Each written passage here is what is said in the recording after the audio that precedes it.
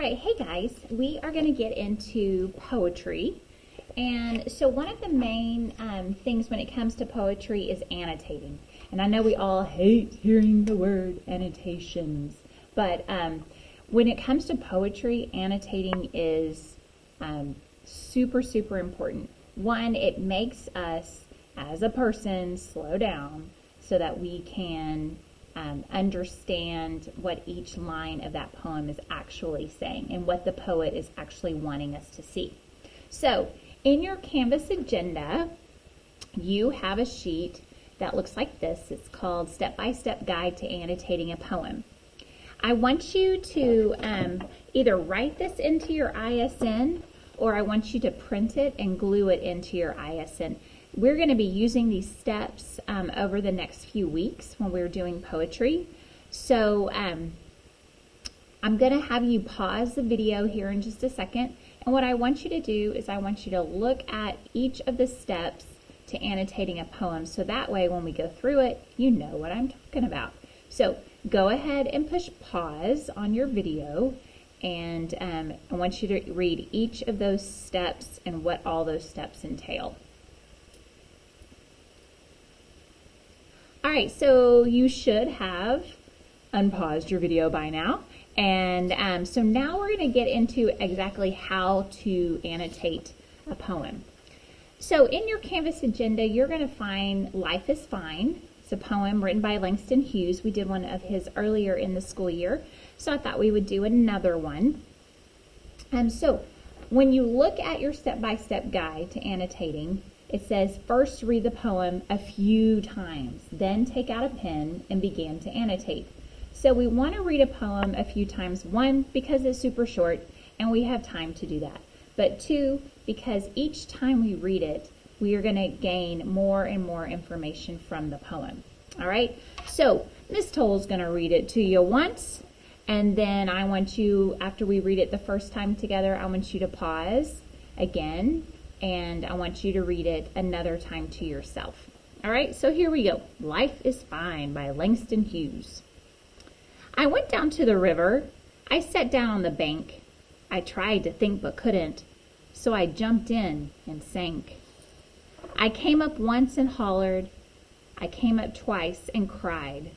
If that water hadn't have been so cold, I might have sunk and died. But it was cold in that water. It was cold. I took the elevator 16 floors above the ground. I thought about my baby and thought I would jump down. I stood there and I hollered. I stood there and I cried. If it hadn't have been so high, I might have jumped and died. But it was high, high up there. It was high. So since I'm still here living, I guess I will live on. I could have died for love, but for living I was born. Though you may hear me holler and you may see me cry, I'll be dogged, sweet baby, if you're gonna see me die. Life is fine, fine as wine, life is fine. All right, so pause the poem. Oh, Miss Toll. Pause the video, and I want you to read Life is Fine one more time to yourself. All right, so we are going to start with step one, which is looking at the title. So when you're looking at a poem, you want to comment on the title. You want to think about why is it significant? How does it relate to the poem? Maybe there's something that we learn from the title before we even, read the poem. And we want to reflect on connotations of words in the title and underline significant ones. So our title is Life is Fine. And so the thing that sticks out to me is the word fine. So what I did is I looked up in the dictionary the meanings of fine. And what it means is of high quality, or it's satisfactory or all right. So it kind of has a positive connotation to it. So this is step one right here. So I've identified my title. Now I'm going to move on to step two. Step two is understanding the meaning of the poem. So after each stanza, You can briefly summarize the meaning, or you can try to do this in the fewest amount of words as possible. That's what I try to do. Try to paraphrase maybe the whole poem if it's a super short one. And you want to identify who the speaker is, and you want to highlight words that relate to that speaker. So first off, I'm going to look at my first stanza. I know this is a stanza because a stanza is kind of like a mini paragraph within a poem. So this first stanza, I'm looking here, it says, I went down to the river. So this dude went down to the river. He's sitting on the bank of the river, and he was trying to think, but he just couldn't think. Sounds like his brain was kind of jumbled. And so he decides to jump in and sink. So what do you think the speaker is attempting to do? He's attempting to commit suicide, okay? So right here I have that written already. This is step 2. And as few words as possible, I put speaker attempts suicide. Another thing that I notice is that he uses I. So what point of view is this? Right, this is going to be first person speaker. So, and it's repeated over and over and over again. So here again, I've got step 2 over here. We're using first person speaker. He continues this repetition right here in anaphora. We've got first person speaker there. I'm going to scoot on down to the second stanza. I came up once and hollered.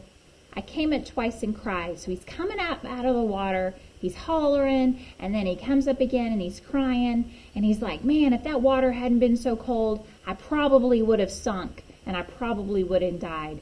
But that water, man, that water was cold, so I'm still alive. So that's his first suicide attempt. This is great, isn't it? Now we've got his second attempt of suicide. This one, he takes the elevator 16 floors high. He's thinking about his baby, who's probably his girlfriend maybe, or his wife, and thought he would jump down. So there's his second attempt.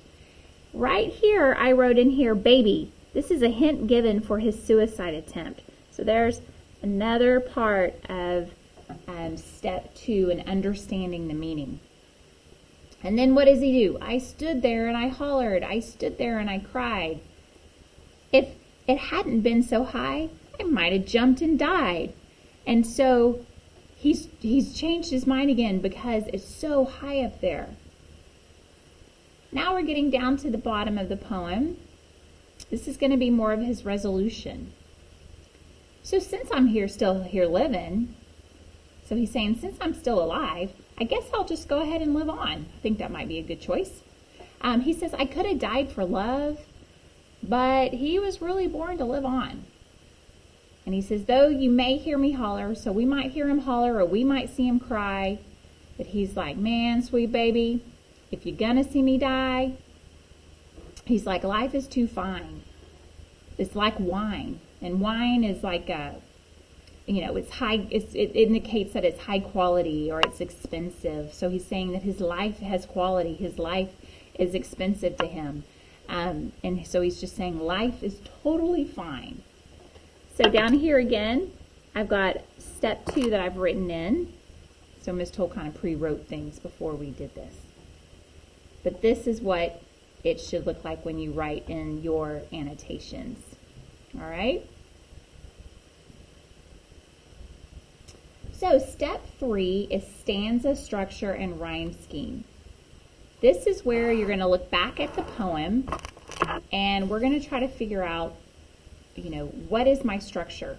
Well, how many stanzas do I have? Everybody count. 1, 2, 3, 4, 5, 6. I've got 6 stanzas, right? And each of those lines, there's how many lines in each stanza? 4, okay? Then how many refrains do I have? Those are these little things that look like a song, when you have a song and it's got like a chorus or a refrain in it. So I've got one there, but it was cold in that water. I've got the one that's high up there. And then I have the very last one, life is fine, fine as wine. So my structure, So this is going to be part 3 of our step-by-step guide. My structure, I've got 6 quatrains, which means there's 6 stanzas with 4 lines. We call those quatrains.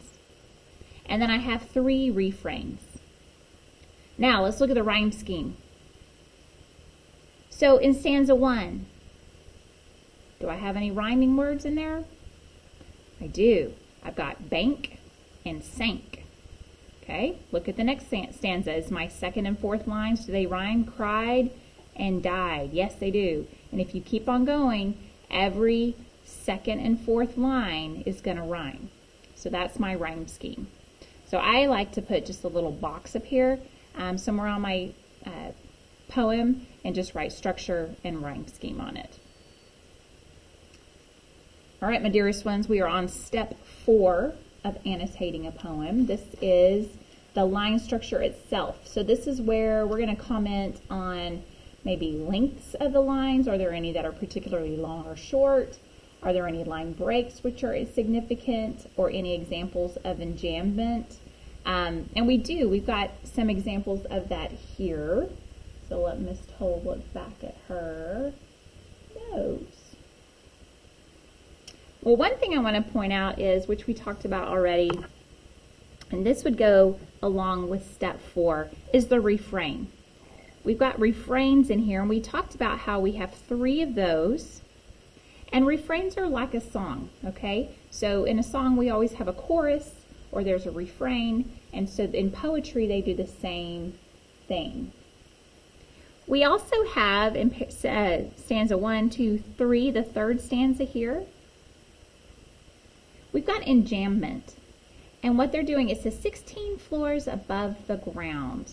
So he's making us feel like he's climbing the flights of stairs with this. And he took that elevator up, and so we can feel what it's like to go up the 16 floors. Again, we have another refrain. So I'm going to put a 4 here just to identify this is step 4. And then where's our last refrain? At the very bottom. Good. So we've got step 4 there as well. So if I were, if I just had this poem, everything that you see written out here to the side where I'm putting these numbers, that's what you would be writing if you were annotating, okay? I've just done the annotations for you already. All right, we are on step 5, the language. So with language, you want to comment on any kind of figurative language like metaphors, similes, alliteration, assonance, hyperbole, oxymorons, anaphora, onomatopoeia, all of those types of things. You also want to make sure that you check for diction, that you comment on the diction, whether it's a formal language or an informal language. Remember when we read Langston Hughes' The Weary Blues, and we talked about how he used a lot of slang? That was the type of diction that he had, that he was using with that poem. Also, circle any notable uses of punctuation, and make sure that you comment on them, because punctuation really plays an important part of meaning in a poem. And then if there's any repetitions of any single words or phrases or lines, you want to make sure that you're pointing that out as well. So we already talked about the repetition of I at the beginning. We said that actually went with step 2, but it could also go with step 5 because it's showing repetition of a single word. I do want to point out an example of a modal verb. And this modal verb are there going to be words like might have or should have or could have, okay? So this is showing possibility. He could have sunk and died. He might have sunk and died if it hadn't have been so cold, okay? So we've got an example here for step 5 of a modal verb. If you go down a little further, under his second attempt, we've got another modal verb of would, and thought I would jump down. So here's another example of step 5. this also shows a possibility that he would have jumped down. Right below that, we've got repetition again. I stood there and I hollered. I stood there and I cried. So we're repeating that I word and using anaphora.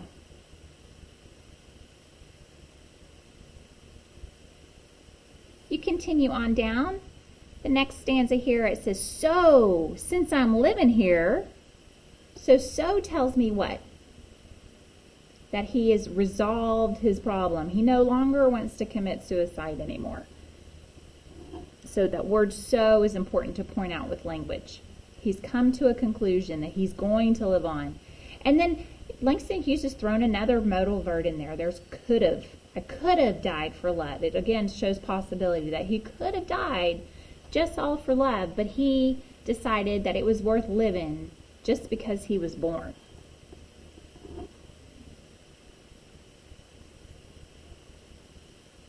And then I think this is really kind of funny. I'll be dogged, sweet baby.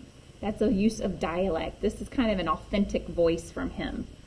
So that's another example of the step 5, the language.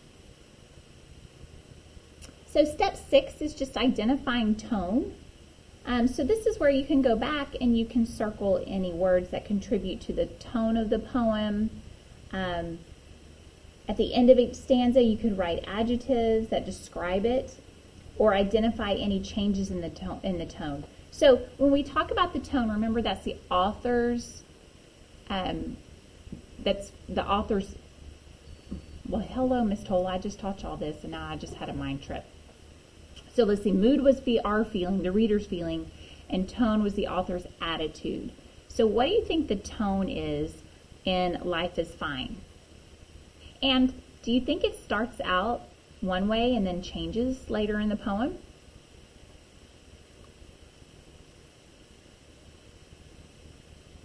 So I think tone, it probably starts out that the author's attitude is he's kind of desperate. You know, he's attempting suicide. And then he tries it again. And then he realizes that, you know, life is pretty good. So his tone changes. He realizes that he wants to live. And you know, life is not as bad as he thinks it is. So he calls it wine. It's fine as wine. It's good quality. So once you have annotated and analyzed the poem as much as you can, you'll be more able to interpret it and find links between elements in it and the meanings in it. So when you go to annotate, I want to see a lot of annotations. I should not see a couple sentences written here and there. I want you to use these steps, these 6 steps, and I really want you to, excuse how I say this, but I want you to annotate the snot out of it, okay? So the next thing you're going to do is in Canvas, there are several options of poems for you. And I want you just to choose one. So there's I Remember by Thomas Hood. There's Late Morning in Autumn by Douglas Livingston. Then we have Beat Beat Drums by Walt Whitman. Then The Power of the Dog by Rudyard Kipling. And then last one is our favorite, because we just got finished doing Edgar Allan Poe. We've got Annabel Lee by Edgar Allan Poe. So what I want you to do is I want you to choose one of those poems, and I want you to take your step-by-step guide to annotating a poem, and I want you to annotate the snot out of this poem, okay? When you're finished, Zoomies, I want you to scan it to me or take a picture of it and email it to me so I can see how you're doing on your annotations, all right? In-class students, you will have a copy of this, and so you'll be able to annotate it and then just turn it in. I want to check and make sure that we are understanding how to annotate, all right? Until next time, I will see you then, all right? Have a good day annotating. Goodbye.